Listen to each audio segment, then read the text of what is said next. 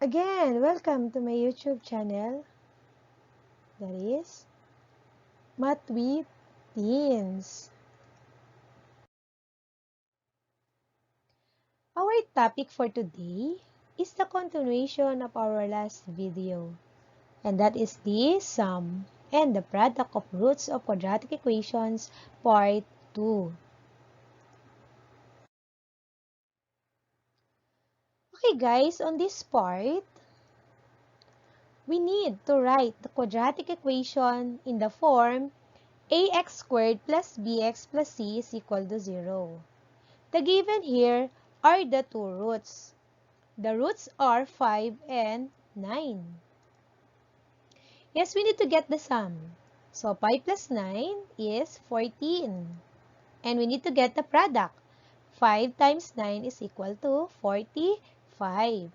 Then we need to follow this form. It is x squared minus the sum, then write the x, plus the product is equal to 0. Then let us substitute.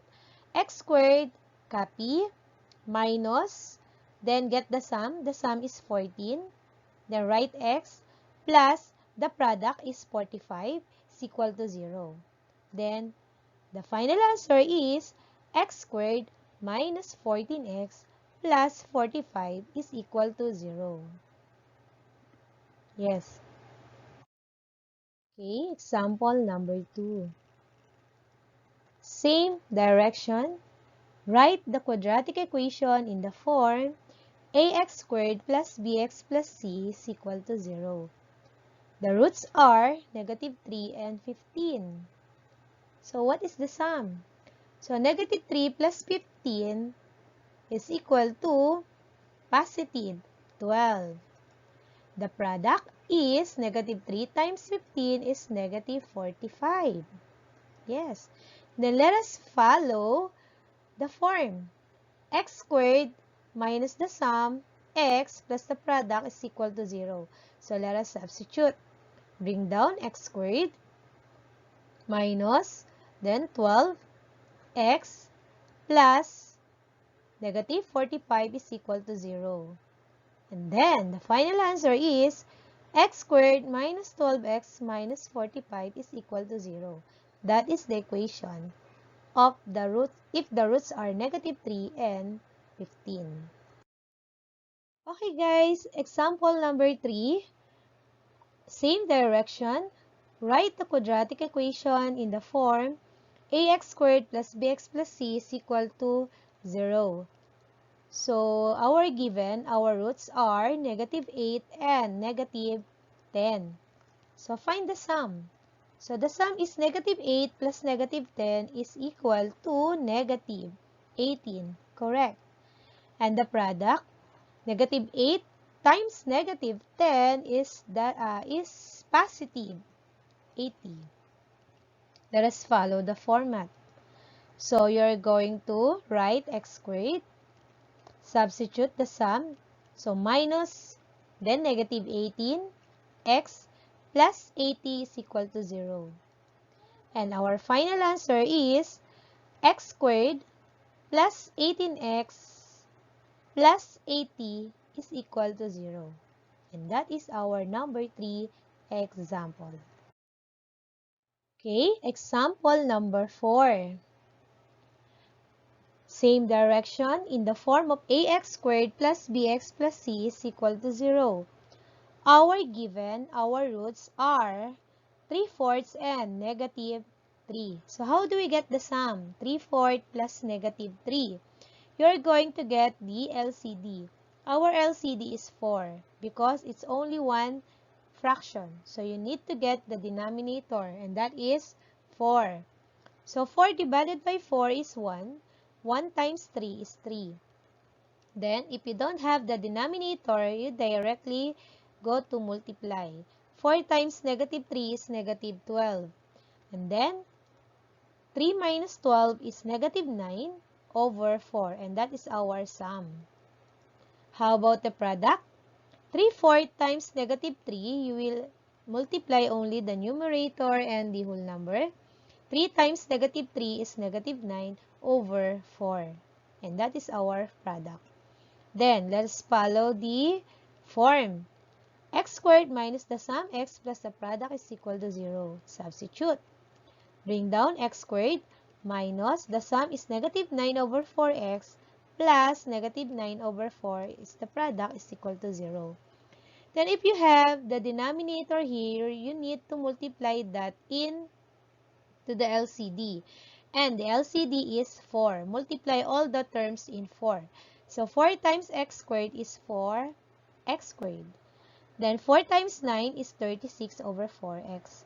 Then 4 times 9 again, that is negative 36 over 4 is equal to 0. The final answer is 4x squared plus 9x minus 9 is equal to 0. And that is our quadratic equation. Okay, example number 5. Write the quadratic equation in the form of ax squared plus bx plus c is equal to 0. Our given or our roots are 1/4 and 2/3.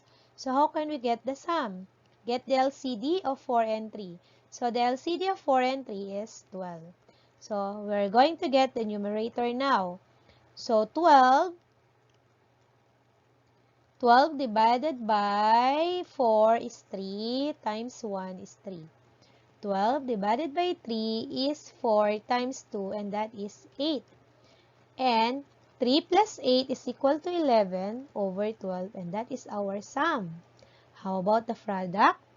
1/4 times 2/3, you only multiply both numerators. So 1 times 2 is 2. Then both denominator, 4 times 3 is 12. And get the lowest term. And that is 1 over 6. Afterwards, let us choose or let us follow the form. So x squared minus the sum is 11 over 12x plus the product is that is 1 over 6. And now you have different denominator. Get the LCD. So the LCD of 12 and 6 is 12. Then multiply in 3 terms or in all terms. So we have 12 times x squared is 12x squared. 12 times negative 11 is negative 132 over 12x. 12 times 1 is 12 over 6 is equal to 0. Then let us get the final answer. So 12x squared minus, so 132 divided by 12 is 11x plus 12 over 6 is 2 equals 0.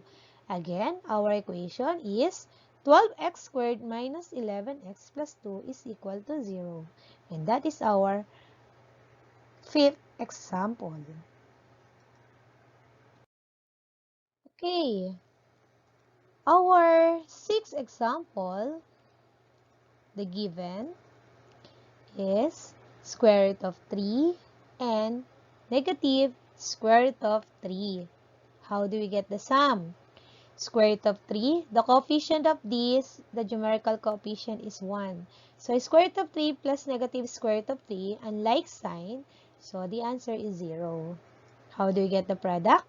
Square root of 3 times negative square root of 3 is negative square root of 9.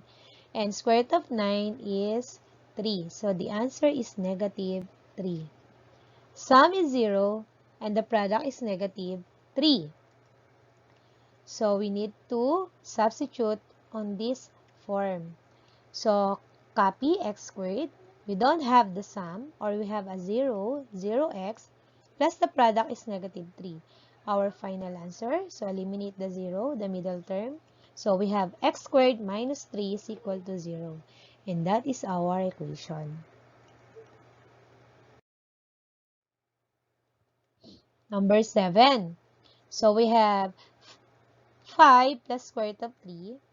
The other one is 5 minus square root of 3. How do we get the sum? So 5 plus 5 is equal to 10. Then square root of 3 plus negative square root of 3 is 0. So it's only 10. What is the product? 5 times 5 is 25. We don't have the middle term because this is unlike sign. And the last part is square root of 3 times negative square root of 3 is 3. So 25 minus 3 is positive 22. And we need to follow the form. So it becomes x squared minus the sum is 10x plus the product of 22 equals 0. Final answer. So you need to eliminate the parentheses. X squared minus 10x plus 22 is equal to 0. That is our final answer. Okay guys, that's the end of my lesson for today. Hope you learned a lot from my topic of how to write the quadratic equation in the form of ax squared plus bx plus c is equal to 0. Yes, if you have any question on my topic, just comment on the box below. Don't be shy. So, if you have any suggestion, so please comment there. Okay guys, thank you for watching. God bless. See you next time.